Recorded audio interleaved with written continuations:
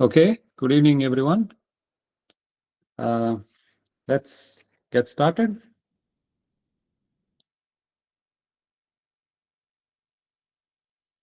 Can you hear me, everybody?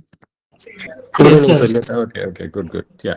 So let's get started. So yesterday we were looking at the solution to boundary value problems.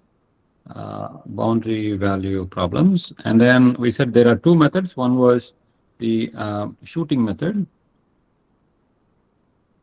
and the other one was the direct method.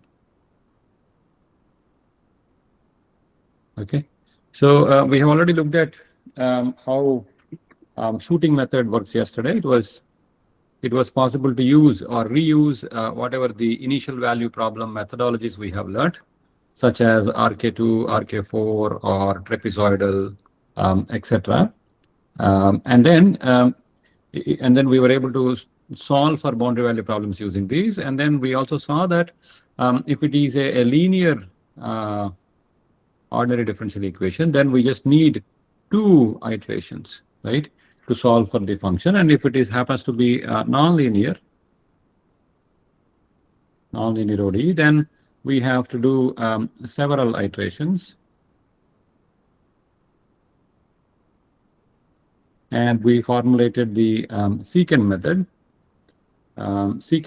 for this purpose, right? And then we saw how to formulate the iterations for the shooting method. Okay, let us today look at the direct method for the solution of boundary value problems, and then take up the next chapter, that is solution to partial differential equations. Okay, so essentially now let us look at the direct method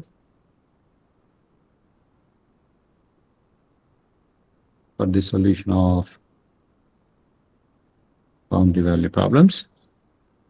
So as the name suggests, the direct method is direct finite difference discretization of the governing equation. So in this, we're going to directly discretize the ODE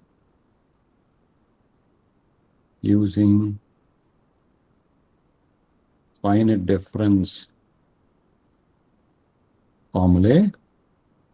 Okay, and then we're going to solve the resulting system of linear algebraic equations. Okay, so that is what we're going to do. So let us consider the same general second order ODE that we have written yesterday, that is y double prime x plus a of x times y prime x plus p of x times y of x equals sum f of x. Okay, and let us also say that we have a domain, and this domain is going from I equals 0 to I equals n.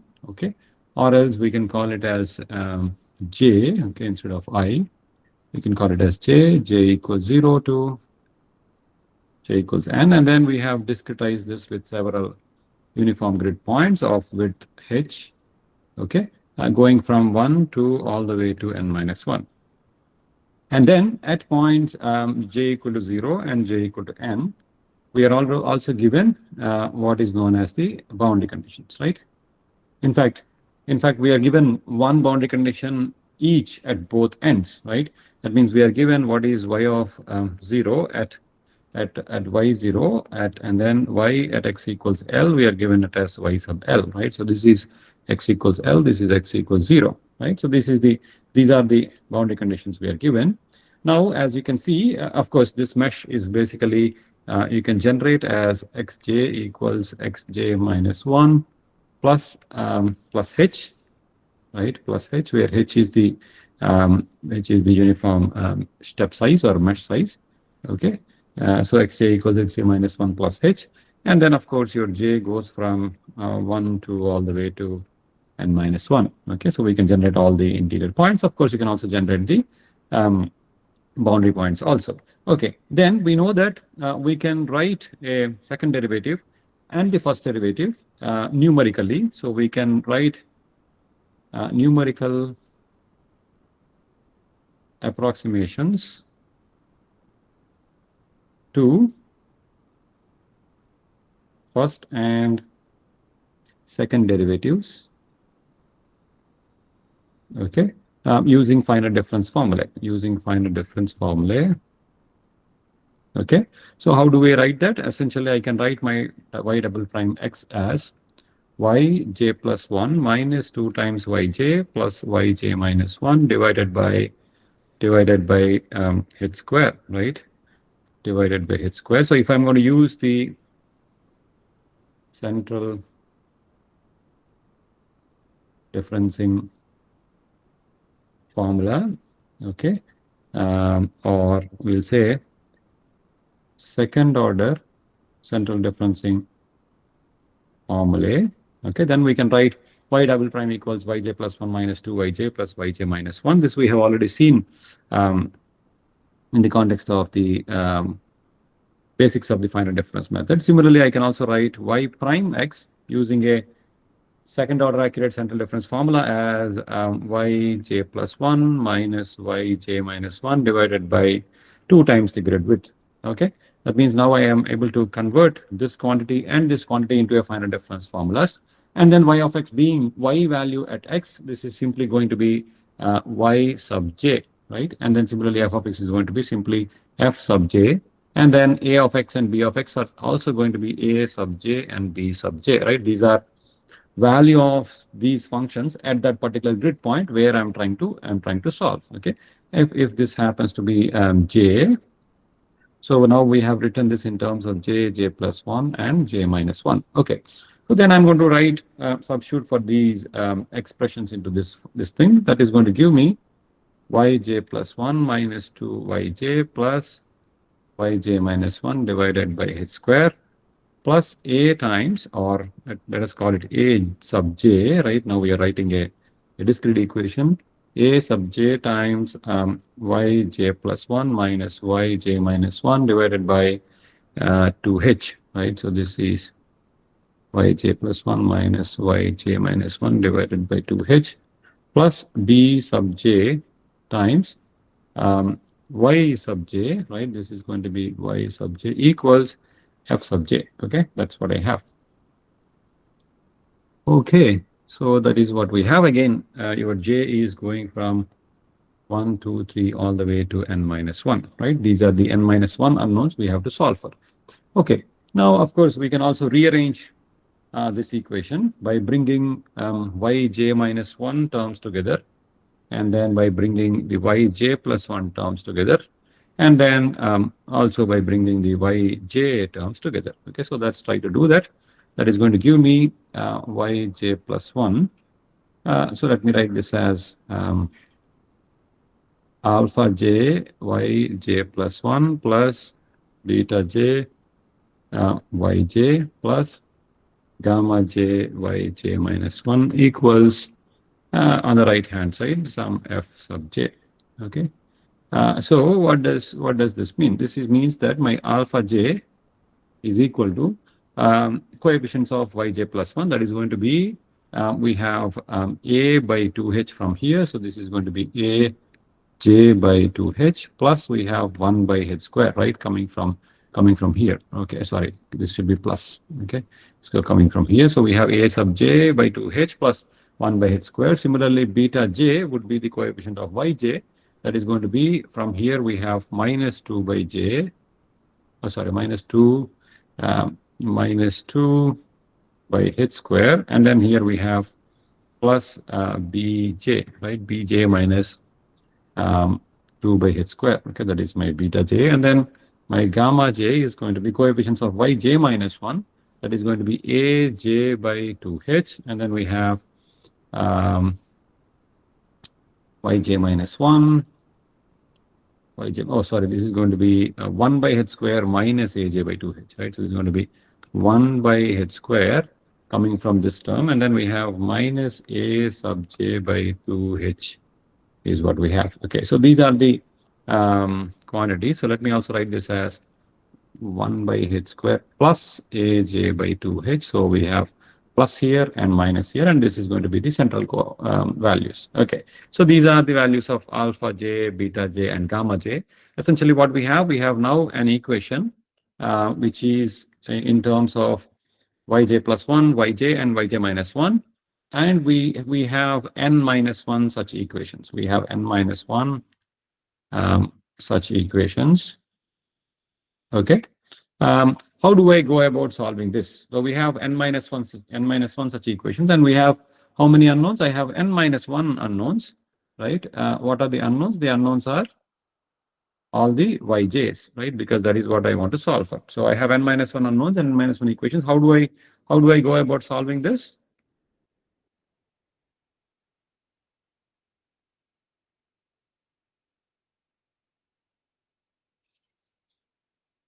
Anybody? What would be the solution procedure here? Once you have equations here, you have one such equation for each grid point.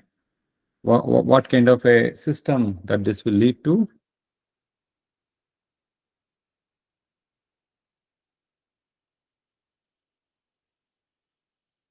Anybody?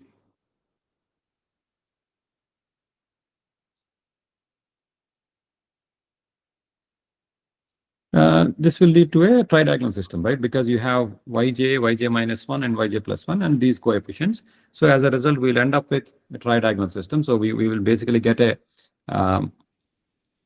tridiagonal system which can be solved.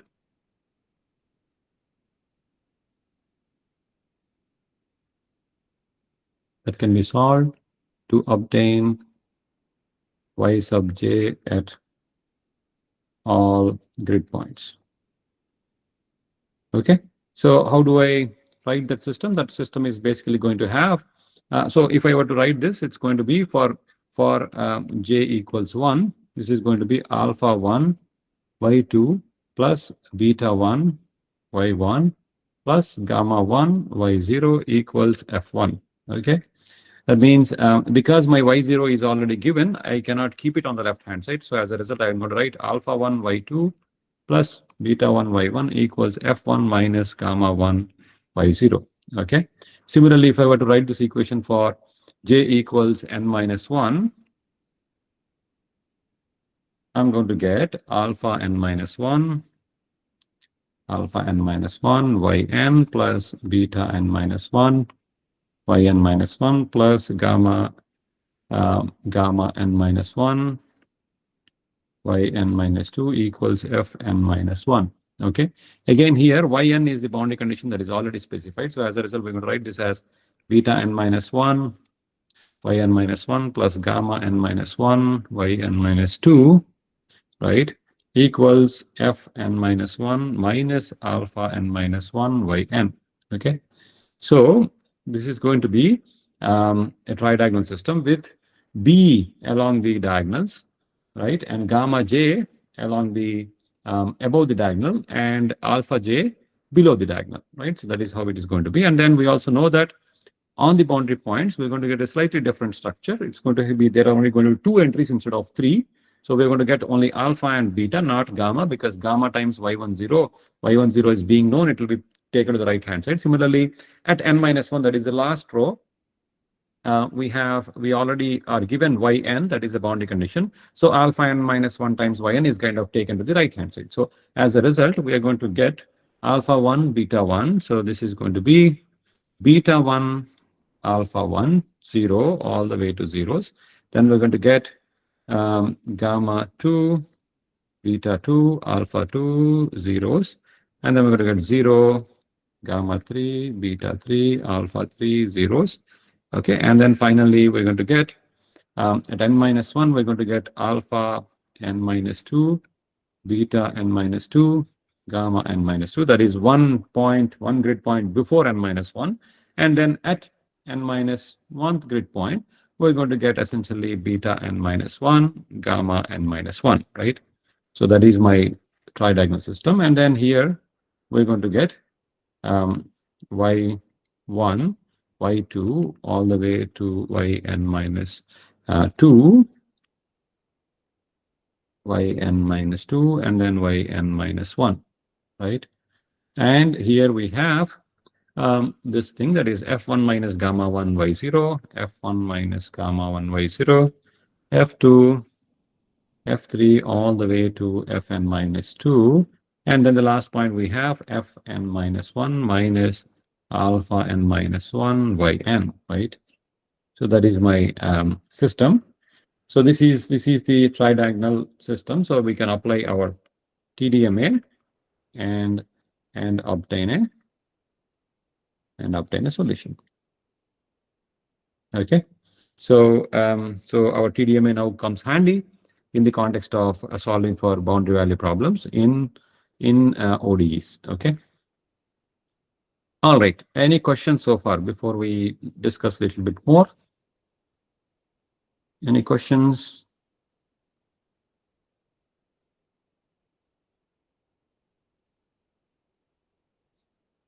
So this seems to be much more easier, apparently, than the shooting method that we have learned yesterday. Because in the shooting method, you have to do several iterations if it happens to be nonlinear and so on. Okay, but this happens to be much more straightforward. Nonetheless, the shooting method has got some advantages because you can apply higher order integration schemes, higher order integration schemes such as RK4 and so on. But applying higher order here is a little bit tricky. We'll come to that in a little while. Okay. Any questions so far? Sir, can you please share some example problems or something related to this? For the boundary value problem? Yes, sir. Yeah. No, essentially, as we have seen yesterday, it can be, let us say any second order ODE, something like this. It could even be the boundary layer solution that we have seen yesterday, right? The boundary layer profile. That is one thing that comes to my mind immediately. Anything where you specify, any ODE where you specify, one condition here and then the other condition here. So all such problems fall into this category. The boundary layer comes to my mind kind of, out of the fluid mechanics. If you were to talk about heat transfer, you have steady, diffusion equation, which is, let's say, if you take the one-dimensional steady diffusion equation, which is essentially k times dou square t by dou x square equals, let us say you can even have unsteady terms. So essentially, let us say if this is equal to 0, of course, you can integrate this easily, without going to numerical method. But then let us say if your k is a function of temperature or something, okay, k if it is a function of temperature, then you have some kind of a numerical method that you can use. And then if you have again specified some temperatures T0 at one end, TL at the other end, then you can solve for this using by discretizing this thing. You can write this as Ti plus 1 minus 2 Ti plus Ti minus 1 divided by delta x square times you have this coefficient that is k, which is a function of t, equal to 0 as such, or there can be some source term. There can be some source term where there is some heat generation. Okay, in which case you discretize this as j. Yeah. So we can use for conduction, like plate means what you call it here, means temperature given on both the sides of the plate, or like even for the convention and also for radiation also, right? Like in all the no. For convection, you may not be able to use this thing. For conduction, you can definitely use this thing because you have a derivative like this. But then in convection, you will not have a one-dimensional convection. If it is one-dimensional, then you can use it. But what will happen in convection is you will have usually. We will come to the convection a little later, when we deal with partial differential equations. So you have usually u times dou t to x. So you will not fit this easily, when you have to know the velocity that is given, then you can of course use it, no problem. You can even use it, but then you are limited to some kind of a 1D problem here. Okay, understood. Yeah. But for radiation is a completely different thing. So you will not be able to use in this way, right? But for conduction, you can easily use, yeah. And for radiation? No, I mean radiation, you will not get these kind of equations, right? You will not get a equation like this. You have to use the the Stefan-Boltzmann law and other things. So where the view factors and other things come into play. So you don't really get an equation like this for radiation. Yeah. Sure, thank you, sir. Yeah. Other questions? Okay, so okay, so what we have is we have this equation. Now the question is, of course, we can use TDMA and solve and obtain the solution. Now the other thing is like, how do I go about instead of using a second order central difference scheme? Can I go for higher order accuracy? So we can certainly go for higher order accuracy. So instead of writing our equation using second, this thing, this is basically what we have used is the second order central differencing scheme. Instead of this, we can even go for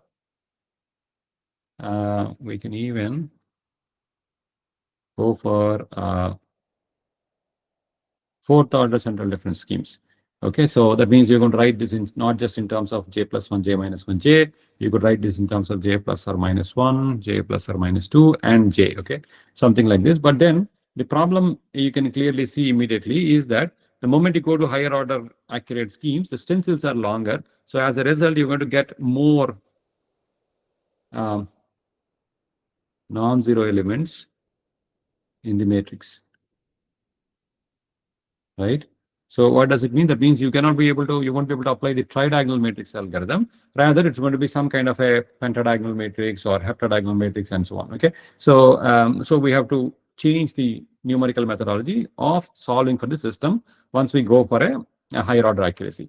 Other problem that you will see is that when you use higher order schemes, the near boundary points, like here we have discretized this thing with just second order accuracy, and then so we just required only 1 point from here. But then if you go for higher order accuracy, when you're applying it for 0.1, you would not only require 0, you would also require -1 grid point, which doesn't exist. Okay, so as a result, you won't be able to apply higher order accurate schemes at the near boundary points, that is at 1 and n-1. So one standard technique is to lower the order of accuracy when you're at the near the boundary. That means when we wish to apply, that means lower the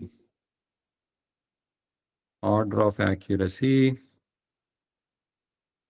of the schemes at near boundary points. Okay, that means we're going to use, let us say, second order CDS at points 1 and n-1, and then you're going to use fourth order CDS at all other points. Okay, so that way you don't have to worry about not having data which is required by the higher order accurate scheme. Okay, so that is one way to go about this. Of course, again, just like in the case of initial value problems, here also the solution could vary. Solution that you're trying to solve, that is y of x, may vary rapidly in some part of the domain. Okay, and may vary slowly in the other parts. Okay, so if this is the case, then it is kind of wasteful to have a fine h everywhere in the domain. Okay, for example, if you take the flow over a flat plate, the example I have given yesterday also. So you have, let us say, velocity profile something like this. Okay, so what you see is that once you cross certain height, the velocity is not, let's say the velocity is like this. You see that the velocity, most of the velocity changes actually happen in this region, right? I mean, even lower than this thing, right? Only in this region, most of the velocity changes are happening. It is going from 0 to some value, let us say, some 0.9 times of u infinity or something. Okay, but once you cross this thing, the velocity changes are small. Okay, so as a result, you need to have a small grid value here, like you take a very fine spacings here, and then once you go up here, you could take larger h values. Okay, so in these applications, it is wasteful to have a small h everywhere in the domain. Okay, so as a result, people go for what is known as grid stretching.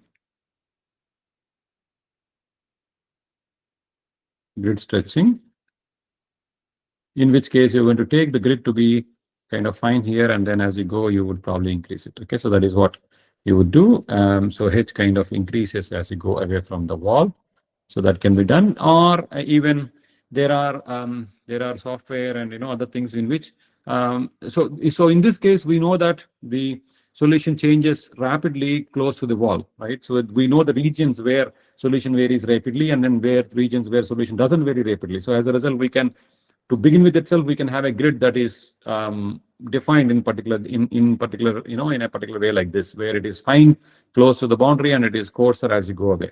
But then there are situations where the solution changes rapidly or slowly, depends on changes with time, right? So then in those cases, people have introduced what is known as adaptive refinement, in which the grid is made finer in those regions if it is detected that the solution is varying rapidly. Okay, so if it is varying rapidly, then it is basically going to make it finer and finer H, and then that is how a particular domain can be kind of solved. Okay, so these are some things which you will see later on. I mean, when you take advanced courses on numerical CFD or FEA and things like that. Okay, so that is about the solution of boundary value problems, and that basically finishes our chapter on solution to ordinary differential equations. Okay. All right, so let's begin the final chapter, that is solution to partial differential equations. Okay, so partial differential equations. So this is the ultimate chapter, because all the governing equations you would get in either in solid mechanics or fluid mechanics or heat transfer, these are all partial differential equations. And also we know that the type of solution that we have to, the solution technique that we have to apply, and the kind of boundary conditions we have to specify, and the initial conditions and the boundary conditions, these depend upon the type of the PDE. That means the type of the PDE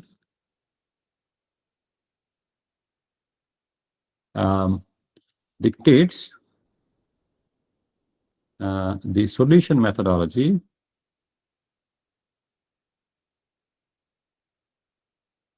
to be applied,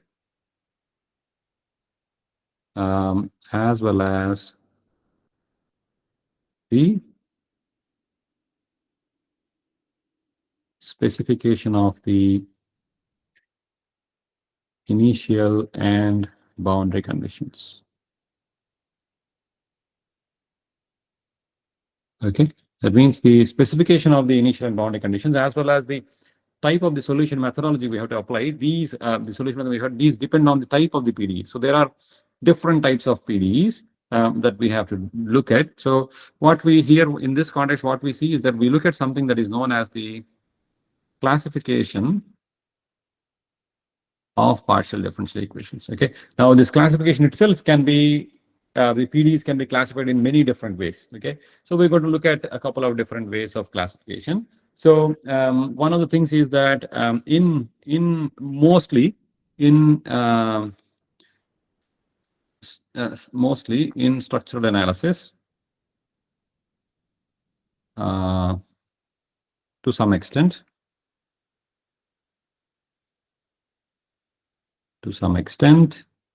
and in fluid mechanics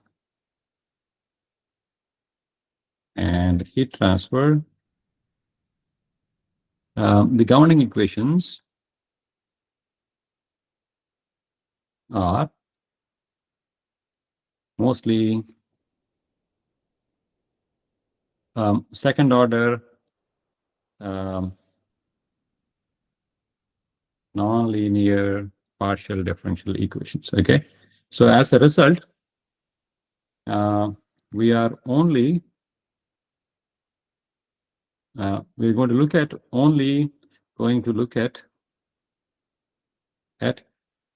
classification of second order PDEs. Okay, so we're going to only look at second order PDEs. Okay, because most of the equations you would get in structural mechanics is to some extent analysis and fluid mechanics and heat transfer are all second order nonlinear partial differential equations. Okay. As I said, there are many types in which you can classify PDEs. One of the classification is basically about linear and nonlinear partial differential equations. We have seen this in the context of ODEs, how to differentiate between a linear ODE and a nonlinear ODE. Okay, so similarly, we can also differentiate this in the context of PDEs. So, what is a linear PDE? A linear PDE is one in which the dependent variable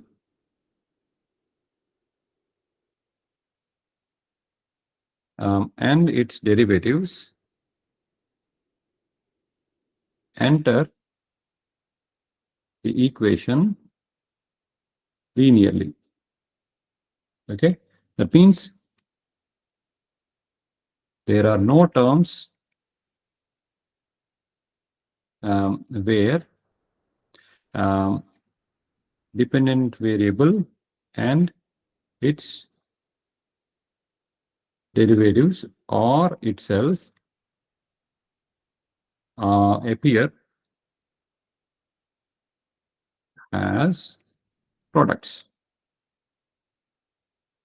That means you're not going to get phi square terms or phi times dou phi dou x, phi times dou phi dou y, and so on, right? You're not going to get phi square partial phi partial x times partial phi partial y, or phi times partial phi partial y. So any of these terms these are all nonlinear. So there are no such terms that would appear in the governing equation at all. So okay, this is called as a linear. This is called as a linear PDE if no such terms appear.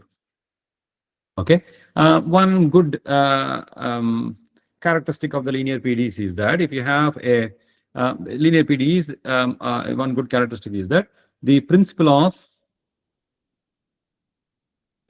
linear superposition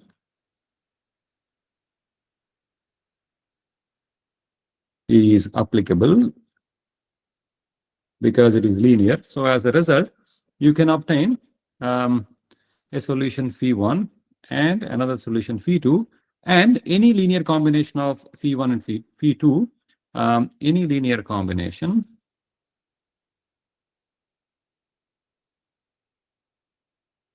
of phi1 and phi2, which will give some phi3, is also going to be a solution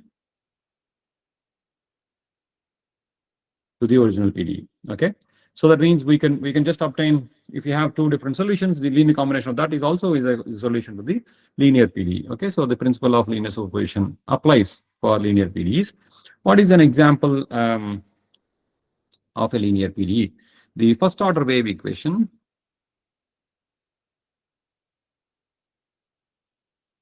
which can be written as partial phi partial t plus some c times partial phi partial x equal to 0 is a linear partial differential equation. Okay, so this basically describes the convection of a wave. Okay, which is going to be, let us say, if I have an initial condition, this is going to be the exact solution would be phi of x minus ct. That means any wave we may give is going to simply convect with time. Okay, so this is at t equal to 0. This is at t equals some later time t. So it is basically going to convect at a speed c. Okay, in the positive x direction. So that is the one-dimensional wave equation, which is a linear PDE because c here is a constant and it is not a function of phi. Okay, so that's a linear PDE. Now, how about what about then nonlinear PDEs? So nonlinear PDEs are, of course, you will find terms where there are products of the dependent variable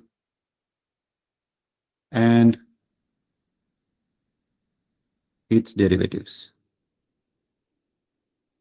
okay, or itself. So these are found. So as a result, this is a nonlinear PDE, and then the two solutions could not be added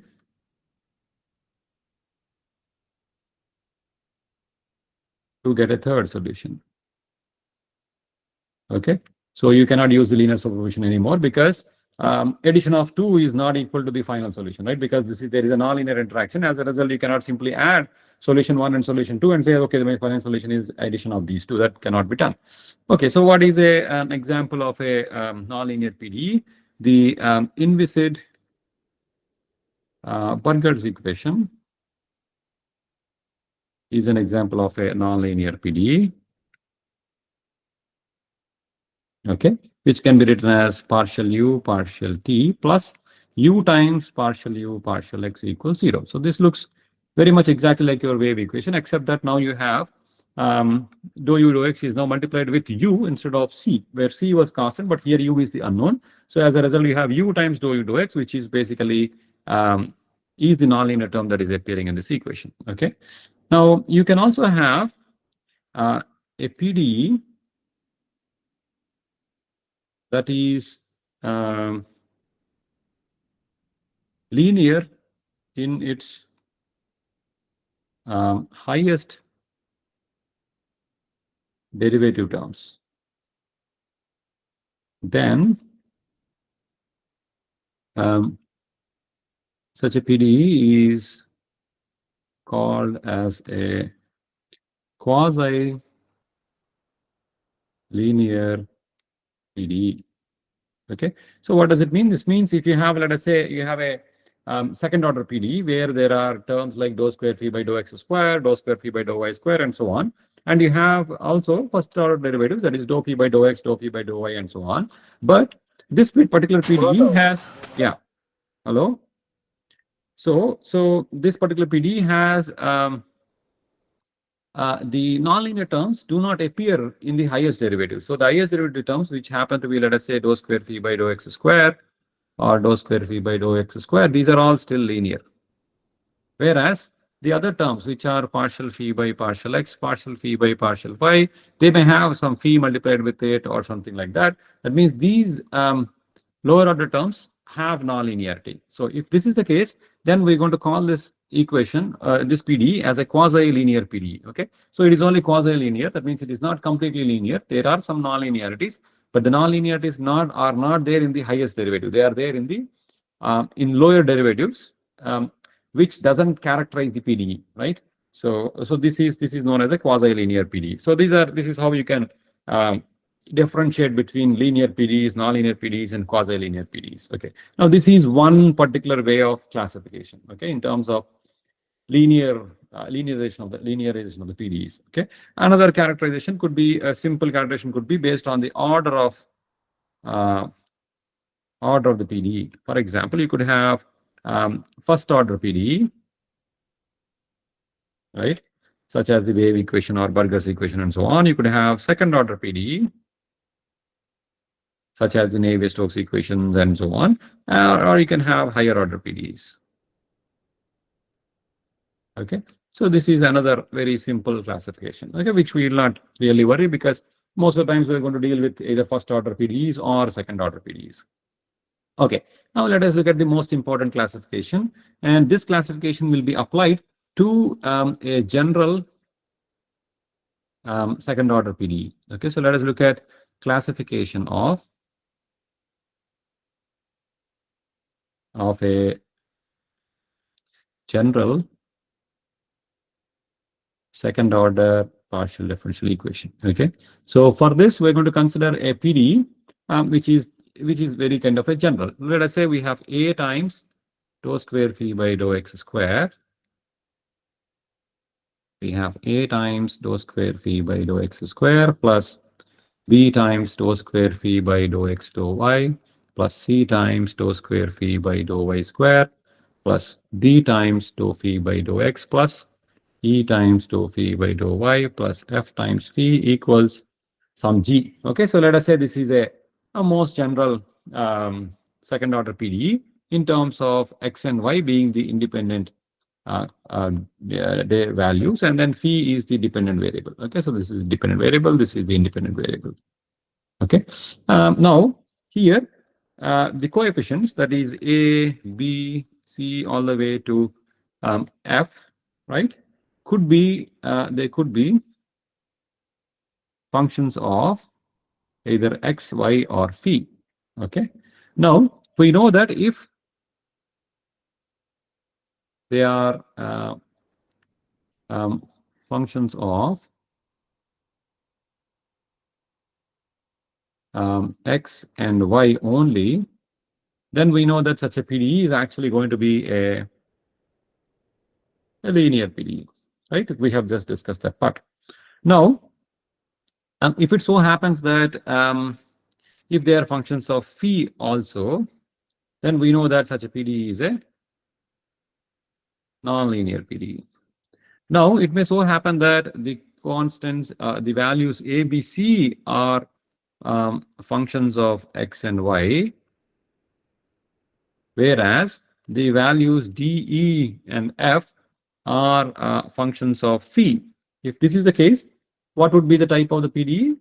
This is going to be a quasi-linear PDE, right? Because the non-linearity is not appearing in the highest derivative terms, whereas it is appearing in the other derivative terms. Okay, so as a result, this is a quasi-linear PDE. Okay, that is how we can distinguish given an equation like this. Okay. Now, in general, the solution of this PDE is going to be some function, that is phi, in the general space xy, right? So this is essentially a surface in the xy coordinate system, and that surface is your solution phi. Okay, so that is the solution to this equation, which we are interested in calculating. Now, this particular solution is we are thinking this is basically a single solution, but it is possible that this solution, as it extends in the xy plane, could be actually many solutions stitched together. Okay, that means there could be one part of the solution in one part of the region, there can be another solution in the other part of the region. These two solutions could match or merge at certain lines, okay, or certain curves, and these curves where these different solutions match up or merge, we're going to call them as characteristic curves. Okay, so characteristic curves are the curves which basically stitch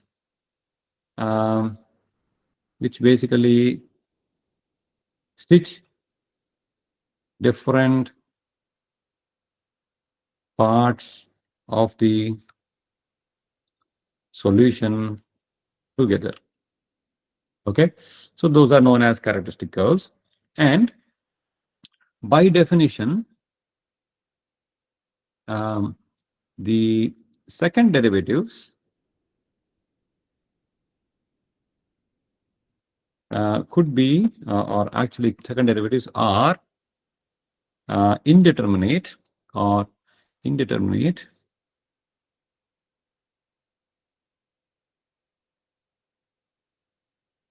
along the characteristic curves. Okay, that means if you're going to travel along a particular characteristic curve, then if you calculate the second derivatives, that is say dou square phi by dou x square, all these things, these are all indeterminate. That means they may issue more than one value depending on which direction you're trying to calculate. As a result, it is basically indeterminate. You cannot determine its value because it could be either this or that. Okay, because the solutions on both sides of this curve are actually different. Okay, and this can happen in certain flow regimes when you try to solve a problem. Okay, so but then if you go across a characteristic curve, then the second derivatives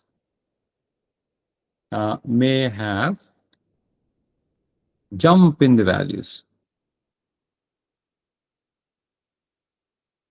That means if you want to go across this characteristic curve, then the second derivatives may have a jump, and that is understood because here it can have one value, here it can have another value. Only then you will realize basically that the value here on the curve is actually indeterminate. Okay, so I'm essentially introducing some concept here, but the concept here is going to eventually lead us to something that is known as classification of a second order PDE. Okay, so only towards that purpose we are basically learning this thing. But then there is a little bit of more theory which we will not look at in detail, but using which you can actually solve for PDEs along these characteristic curves and then obtain a solution, okay, for certain simplified flow, configurations, which basically led to this method of characteristics, okay, which we are not going to learn, but that kind of exists, which basically is useful to solve in certain cases. Okay, so method of characteristics exists, which will basically using which we can probably simplify to a certain class of problems, okay, certain class of second order PDEs. Okay, so now what we say is that, but however, the first derivatives,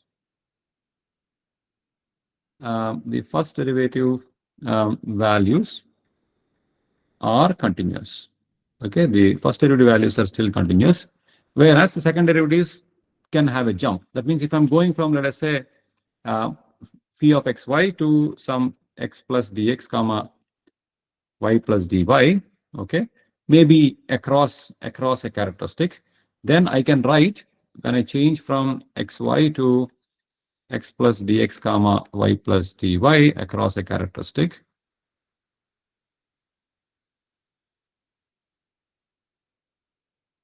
we can look at what is the differential change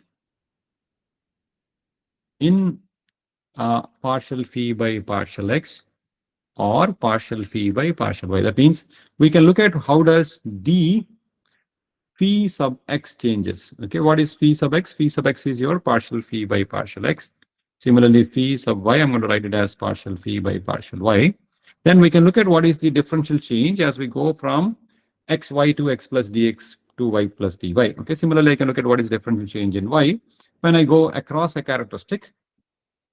What would be this differential change in the derivative of phi with respect to x? So if I were to write what is differential of change of phi of x itself is this one. That is going to be, because both x and y are changing as we take the differential, this is going to be partial x of phi of x dx plus partial y of phi of x dy. Okay, but then we know that phi of x itself is already partial phi by partial x. So this term is going to be dou square phi by dou x square dx plus dou square phi by dou square phi by dou x dou y dy, right? And this is equal to d differential change in phi of x. Similarly, I can write what is the differential change in phi of y across this characteristic. That is going to give us partial x of phi of y dx plus partial y of phi of y dy, which is going to be, this is going to be dou phi by dou y, and then this is dou by dou x. So this is going to be dou square phi by dou x dou y times dx plus second term is this is second derivative dou square phi by dou y square of dy. Okay, so I have these two equations. So if I were to just rewrite this thing, keep this on the left hand side, take this to the right hand side. So my top equation is going to become partial square phi by partial x square dx plus partial square phi by partial x partial y dy equals differential change in x. Similarly, the other equation is going to become, okay, let me move this to below. Okay. Oh, okay. So this is my d phi x. Okay. So move this guy here, and then I have the second equation is dou square phi by dou x dou y times dx plus dou square phi by dou y square dy equals differential change in y. Okay, so this is my first equation, this is my second equation, and I have my original general second order PDE, which was this equation. Okay, which I'm going to oh, why should I move? Okay, I can just copy paste this. Okay, so that equation is basically, if I were to write copy paste here, okay, so that is my original equation, which was for the second order PDE. Okay, So this is my original equation. Okay. Then this is my equation. Okay. So I want to also recast this equation just like this equation. So I'm going to keep only these terms on the left hand side and send everything else to the right hand side. So this is going to be A times dou square phi by dou x square plus B times dou square phi by dou x dou y plus C times dou square phi by dou y square equals some H. What is H? H equals G minus this entire quantity. Okay. So whatever is this entire quantity, G minus that is my H. Okay. That means my H is equal to G minus D times partial phi partial x plus E times partial phi partial y plus F times phi. Okay. So that is my H. Fine. So I have now three equations. 1, 2, 3. Okay. These are the three equations. Now I want to calculate the second derivative. Second derivative and then see whether it actually, and I want to equate it to be indeterminate, right? Because we said if there is a characteristic line, the second derivative will be indeterminate along the characteristic line. So let me calculate. So eventually what I want to do is I want to calculate the slope of the characteristic line, right? So that I can reconstruct this characteristic line. So that means this is going to be, if I want to calculate the second derivative, I can write these three equations as, if let us say my unknowns are, my variables are dou square phi by dou x square, dou square phi by dou x dou y, dou square phi by dou y square, okay, then I can recast these equations in a matrix form as partial square phi by partial x square, or I can also write this as, okay, let me leave it like this, partial square phi by partial x square, partial square phi by partial x partial y, and then we have partial square phi by partial y square. Okay. So that is my unknowns. And then, and I have from the equation 1, dou square phi by dou x square has a coefficient of dx, dou square phi by dou x dou y has a coefficient of dy, and dou square phi by dou y square is 0, right? And there is nothing. And then on the right hand side, you have d phi x. So what I have is, I can write this first equation as dx, dy 0, right? This is dou square phi by dou x dou y, dou x square, dou square phi by dou x dou y. This is equal to 0. And then we have on the right hand side, this is equal to d times phi x. Similarly, the second equation, which is this one, the dou square phi by dou x term doesn't exist. Dou square phi by dou x dou y has a derivative dx, and then dou square phi by dou y square has dy, and right hand side we have d phi y. Okay, so I can write this as essentially 0 dx dy, right? It's basically multiplying this quantity and this quantity. And then finally here I have all the three, a, b, c. Okay, here I have d phi y, and then we have a, b, c equal to h. Okay, so this is my equation that I have developed by looking at essentially d phi x, d phi y, and a general second order PDE. Okay, using these three, I was able to develop this equation. Okay, now this is the equation which we have to further apply and solve for second derivative that we will do, and then see how this will lead to the classification of a PDE, okay, of a general second order PDE. But I will stop here in the interest of time. So I'm going to stop here, guys. If you have any questions, you can ask me. Regarding the assignment deadline submission extension, I have already informed code office before, but I think there was no email, so I informed them today again. Yeah, we received, sir. We received. Okay, good. Thank good, you, sir. good. Thank okay. you. Yeah, Thank yeah. You. Sir, but we are not received. Sir, we are not received for batch 24, 23. We are not received, sir. Oh, I see. I see. I will tell them again that the batch 23 hasn't received, or batch 24. Batch 23 doesn't receive, haven't received. Okay. Yes, sir. I'll inform them again. Yeah, yeah. Maybe there is some miscommunication or something. No, it was just sent, received at Sir, 4:37. Yeah. Sir, just no receipt, sir. Sorry. Okay, Just okay. Good, good. Just Okay, no receipt. okay. Sorry. Fine, fine. So maybe then all of you can submit by Sunday. Okay. Assignment Right, sir. 3. Yeah. And then I'll see if I can post assignment 4. Okay. It's okay. 2-3 days of overlap is there, but you can start working on it afterwards. Okay. After you finish this one. Yeah. So I think that should be good. Yeah. And I think we will also return you. So assignment 1, you have got back, right? The scores. Yes, yes, sir. If you want your answer sheet also, I don't know. Did you receive answer sheet also, or only the score? Only score, sir. That's enough, sir. That's enough. Okay. If you want answer sheet or something, you please email TA or someone. We will send it back to you. Okay. Right, sir. And then assignment 2 also we will soon get it graded and then return it to you. Okay. Right, sir. Yeah. So Sir, I'll regarding- stop. Yeah. Please go ahead. Yeah. Sir, regarding the formula sheet, sir, just I want to understand from you, sir. When the fifth portion you will complete, sir? Then. Yeah. So fifth, we have already started the fifth chapter. We will take maybe. See, I mean, our classes are up till what date? I think Ninth, sir. up till 9th, but I don't think the thing is I'm also traveling for a conference on 8th, 9th, and 10th actually. Okay. So I won't be able to take classes on there. So we should finish by either 3rd, or if it is required, we may take. If it is required, I may take one extra lecture or something like that. Sure, Okay, sir. maybe. We will do, sir. Not a problem. Yeah. So maybe sometime next week we'll take one extra lecture, or the week after, something like that. We will try to finish the syllabus mostly by that Thursday or Friday, 4th or 5th. Okay, sir. Then give me 2 days time, sir. We will write the formula sheet. Before 10th, we will send to you, sir. Yeah, sure. I just have to check the date where I have to, when I have to give the question paper. Yeah, based on that, because I want to attach this formula sheet with that question paper and, give it to them. Yeah. I will get back to you by, next week. But meanwhile, all of you can work on the, formula sheet for whatever chapters you have already covered. Okay, I think that will be good. And then we will, take it from there. Professor, so sir, are you guys okay if I take an extra lecture on Yes, sir. Thursday No issue, also? sir. Yeah. Yes, sir. yeah, it's fine. It's fine.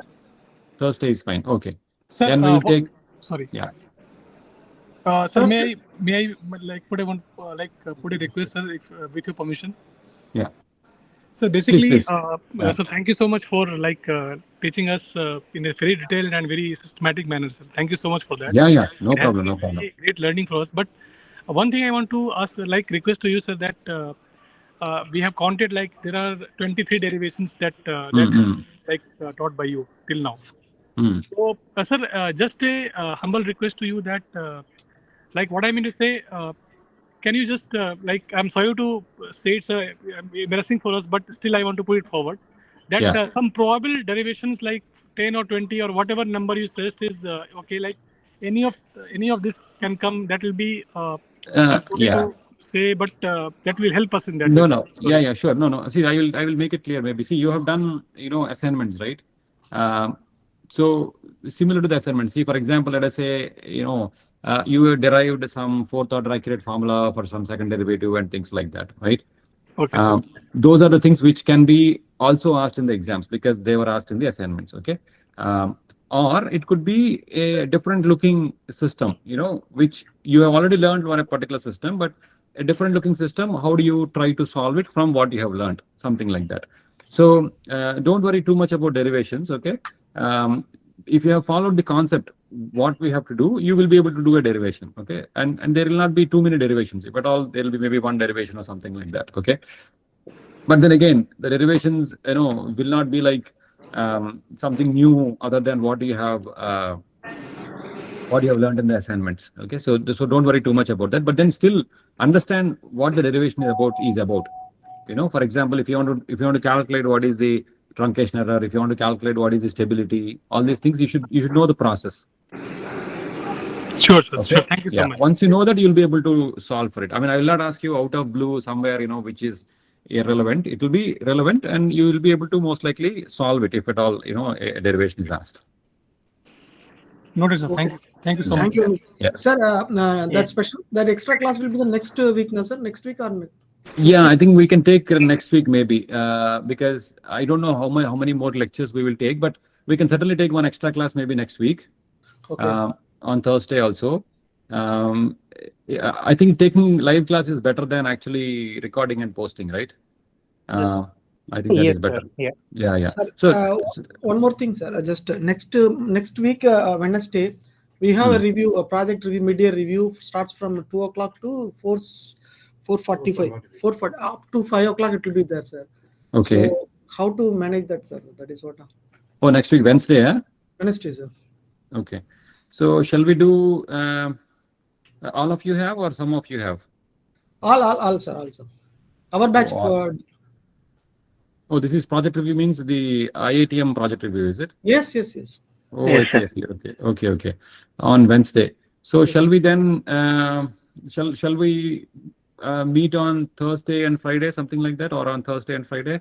Friday 5:30 is okay, sir. 5:30. Friday 5:30 will be too late, for me and for you also. Let me see. Otherwise, who all can attend on Wednesday? Like, will you be able to, like, if at least part of you are able to attend, then I can record and then you can listen to it and ask me questions later. Okay, so that's fine, sir. That's fine. So 24 batch can still attend on Wednesday, right? Yeah. Okay, then we will go ahead and record it and then you listen to it and then, we will ask questions, you can ask me questions. Sure, sir. So that Sure. way we can also meet on Wednesday and Thursday, hopefully. Right. Right? So that is, we'll meet on 24, 25, 26, 27. Okay. And then depending on how much is required, we're going to meet on definitely on 1, 2, 3. And if it is required, we'll meet on 4th also. So Right, that sir. we'll be able to wrap up the syllabus. Okay. Sure, sir. We just have one chapter. I think we'll be able to wrap it up much more quickly, but let me see, depending on how it goes, I'll see whether we need an extra lecture or we will meet 3+3, something like that. Okay. Yeah. So is there any requirement that we should teach 40 lectures or something like that, or there is nothing like that? No, sir. Nothing, sir. As Nothing per like Nothing like that. Nothing Okay. Fine. Because we are actually covering quite amount of, syllabus in this course. So Yes, sir. we are actually running somewhat, fast. I mean, the reason for fastness is basically I'm not being interrupted with a lot of questions. That is the thing. If you interrupt me, we can even teach this for, 50 lectures and still be not over, which is fine. That is good because we have a flow and it is going on, and then you can review the video lectures and come back with questions. I think that is also fine. So Yes, sir. Yeah, sorry to interrupt, sir. So in our past experience, like we have even finished some of the courses in 30-35 lectures, and some went to 45 also. So it Sure, was fine, sure. sir. Okay. Yeah. So anyway, we will mostly finish the syllabus. That's not a problem. So whether it is going to be 3 lectures short or something, that we will decide. Okay. So next week by Wednesday, we will decide whether we want to meet on Thursday or not. Okay. Because then we will know how many more lectures we need. Accordingly, we will do that. Okay. Sure, sir. All right. Thank you. Okay, then. Thank you, guys. I'll see you guys again on Monday. Okay. Monday 24th. Okay. We'll meet on Monday 24th. Okay, sir. Okay. Thank you so much, sir. Thank you. Thank you, sir. Thank you so much, sir. Thank you. Bye-bye. Yeah, bye. Thank you so much, sir. Thank you. Thank you, sir. Thank you.